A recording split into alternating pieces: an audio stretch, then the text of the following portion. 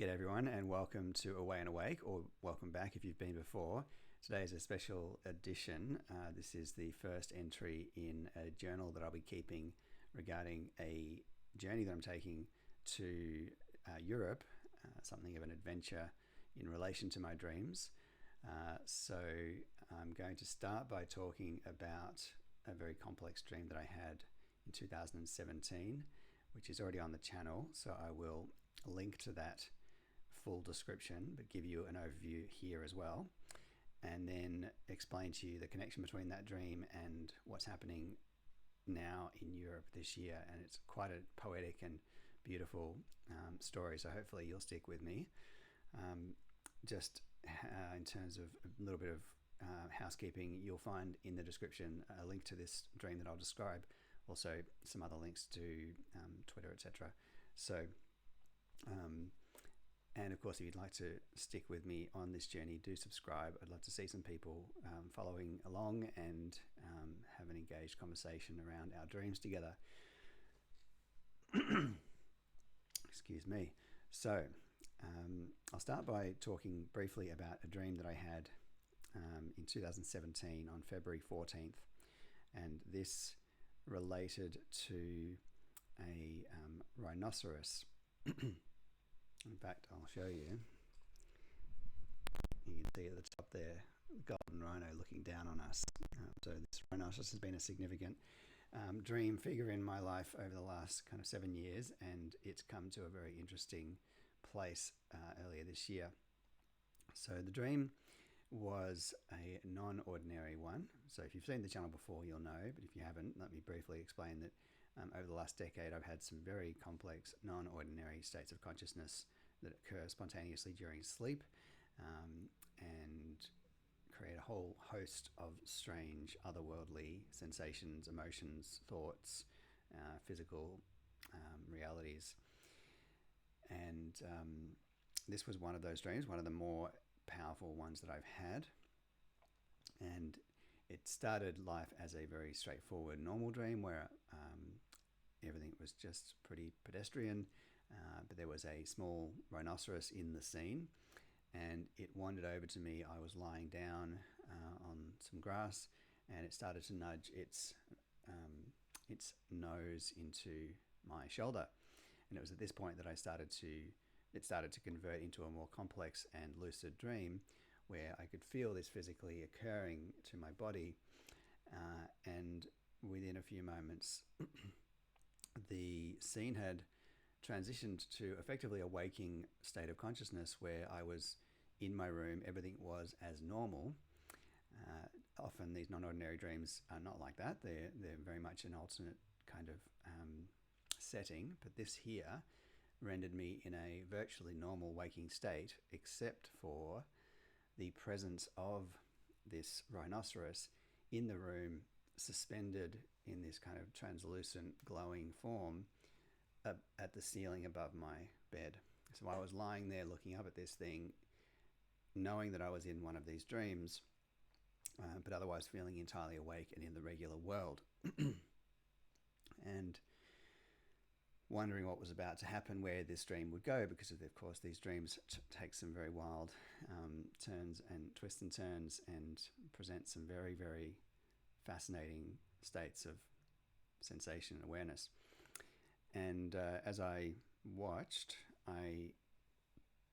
the rhinoceros started to descend from the ceiling towards me. And while that was happening, I myself started to levitate from the bed. And of course, I'm fairly confident that was not actually happening, but from a subjective point of view, I could physically feel it as real as I am sitting here right now. And so we're approaching each other very slowly, and I started to wonder what was going to happen when we met in the middle.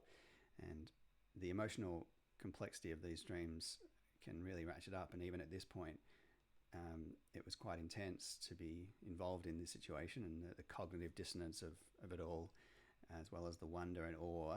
It was an overwhelmingly positive state that I was in, as was the entire dream.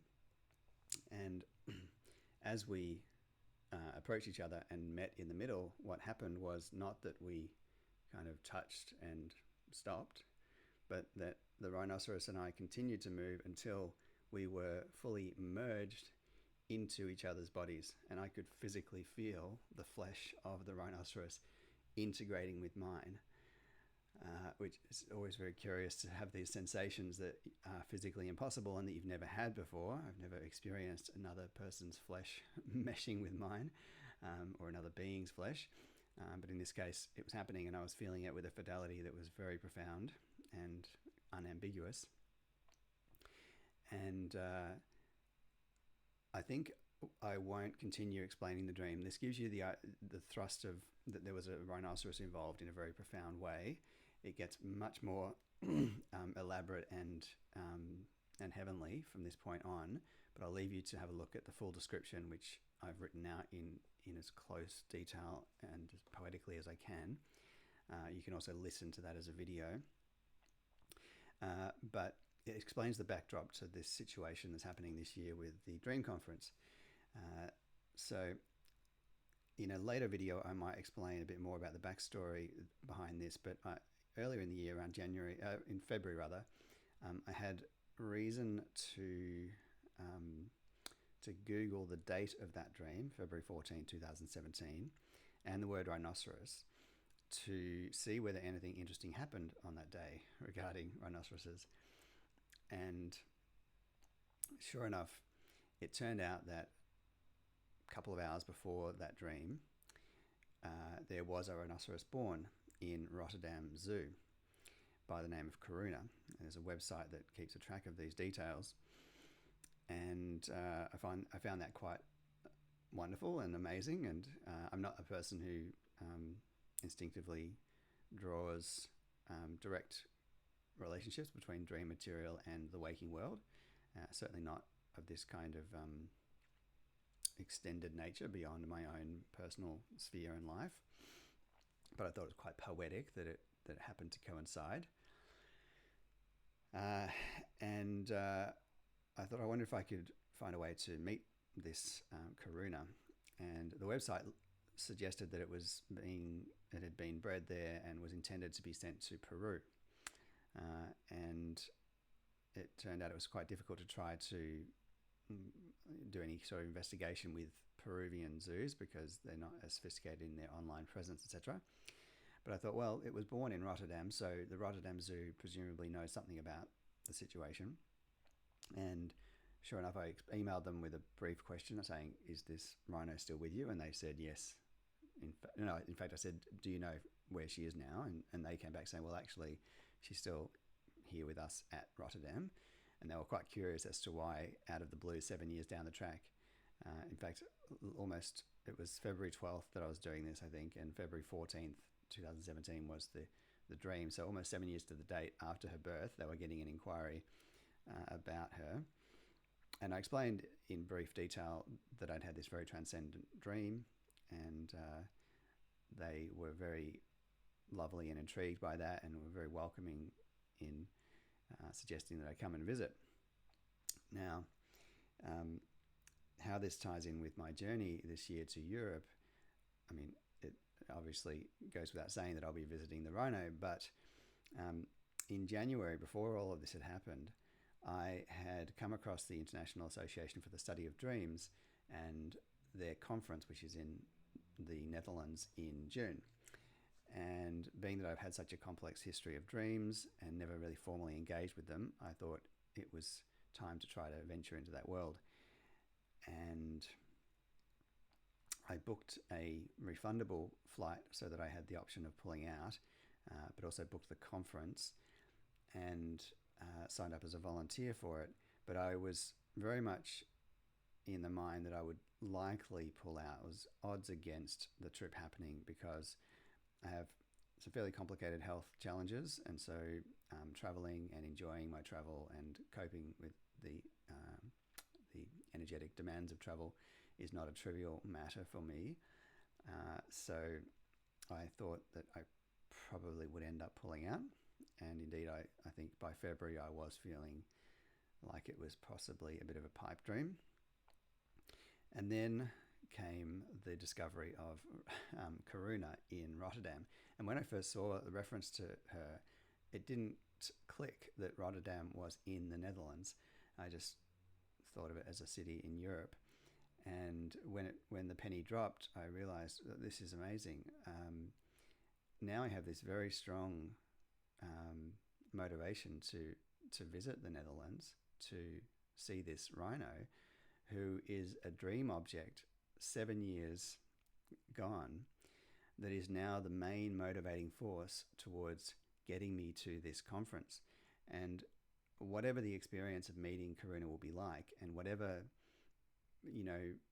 connection of some sort may exist on some other plane between me and her, which is a matter on which I'm very agnostic, the practical outcome of that dream and me discovering her in some unusual circumstances is that I will now be put into contact with a whole bunch of people and ideas and capacity for expression of my own experiences that I may well have missed out on, that I probably would have in the end bowed to my internal pressures and said, no, it's too much for me to do this year. But now that's all going ahead. So I wanted to kind of document the beginning of this journey and where it all began. I will probably talk a bit more about the genesis of this in future videos. But from here on, so at the beginning of June, I'll be leaving, and the conference is shortly thereafter. And then after the conference, I'll be visiting Rotterdam. So obviously, I'll be keeping a log in photos and videos of my process there, some of the people and ideas that I come across, as well, of course, as Karuna herself. Possibly more importantly than a travel journal or log, I think this whole event is an important prompt for me to start producing more videos for the channel in the vein that I've been doing to date, but in a limited way, which is reading out some dream log entries that I've written up in a more kind of fully fledged and creative way to try to give full voice to the experience of the dream. So I've got a number of those that I'm yet to record that I would like to, and this is a nudge in that direction. Equally, I have, I would say, thousands of dream logs that are written down from voice recordings that I make during the night, which are crude, but many of which could be are due for me to give them a creative interpretation. I actually don't like the word interpretation when it comes to dreams, actually, just to creatively translate the dream into writing that's compelling to listen to or to read.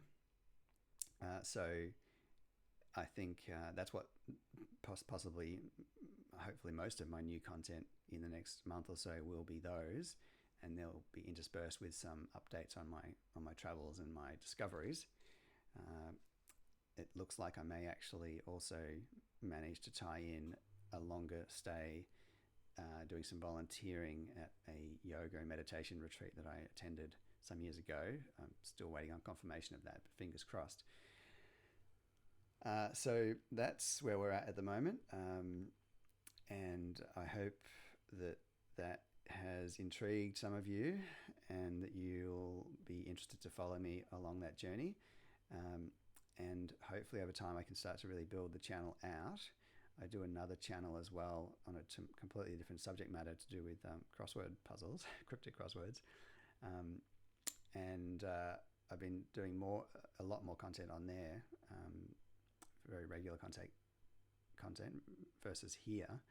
And I think it's the classic case of the thing that's most important to me, which is this stuff, is the hardest to commit to doing because there's so much sense of doing it correctly and sense of risk, etc. And so you kind of shun or you shy away.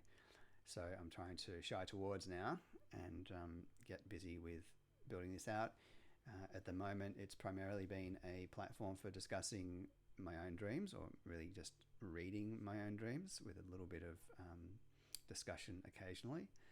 But over time, I'd really like this to expand into a more fully fledged and multi-way conversation with you all on all matters to do with consciousness and dreams. So non-ordinary dream states, psychiatric kind of induced states, states induced by substances like psychedelics, and just the nature of consciousness more broadly, the implications of artificial intelligence on the questions around consciousness. I think it's quite interesting that the default question when it comes to AI and consciousness is, will the AIs be conscious, or are they already? I think a much more interesting question, the real gold in the rise of AI when it comes to consciousness is actually to realize that it stands to teach us a lot about what we even mean by the word consciousness, and to interrogate that, our own consciousness and consciousness more broadly. So, because I think, we rush to questions like, are they conscious, without actually really remembering that we have no idea what we mean by consciousness a lot of the time. And certainly, I mean, it's a complex and I think never-ending topic in a way, and it's an unsolvable topic, but one, just like I suppose the grand scheme of life, where the point is the exploration and the ever-expanding kind of horizons of that. So I hope that this channel may over time become more and more a place full of those styles of content, beyond just the content of my own dreams. I'd love to hear stories from you all as well about dreams. Dreams will always be a really big part of this channel, and they've been a very critical and complicated part of my existence. And it feels like this is a first step, and a major one, towards engaging in that community by visiting the IASD conference. Anyone who's in Europe or otherwise who's interested, IASD 2024 conference. It's in the south of the Netherlands at this incredible place called the Rolduc Abbey. So if that interests you, then get along. I'm sure there's still seats available. But for now, I guess I'll try to limit my waffle. I tend to waffle. Appreciate you having watched through this far. If you'd like to subscribe and keep a track of what's going on with me, I'd love to have you with me. And to anyone watching this who is actually attending the IASD conference, I'm sure one or two of you are, because I'll be tweeting this out on my and mentioning you guys. Then I'm really looking forward to meeting you and hearing your stories and having a chance to share some of mine. It's going to be a blast, and I feel very blessed to have the opportunity to come. So thank you again to everybody. Until I talk to you next time, I hope that your dreams are powerful and informative and nourishing, and I'll speak to you soon.